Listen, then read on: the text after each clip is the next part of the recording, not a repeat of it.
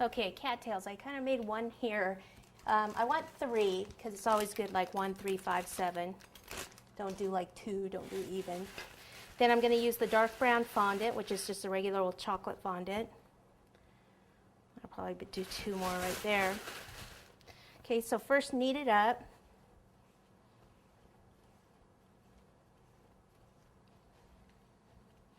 And I'll take part of it off, roll it into a ball, and then roll it back and forth this way.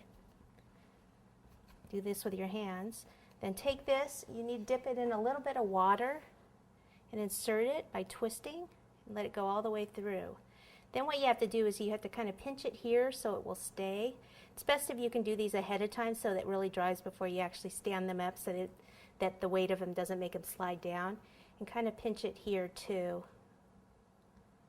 So that'll help. You can even roll it back on the stick like that. And then we'll do one more. We'll do this one a little smaller.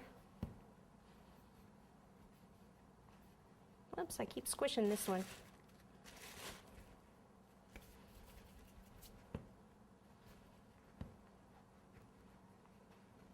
Okay, so actually I'll come over to the other side so I don't have to move this on you. Okay, so I'll probably have a taller one back here, and then probably a couple shorter ones. Or actually, maybe I should have that one be even taller, and then this one be shorter.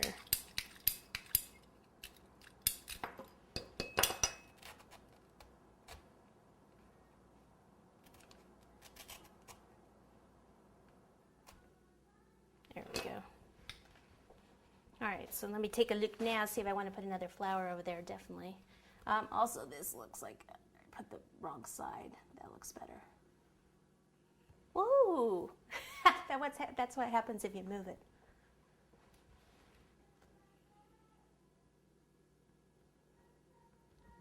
I should have moved the whole stick instead of just trying to move the brown part.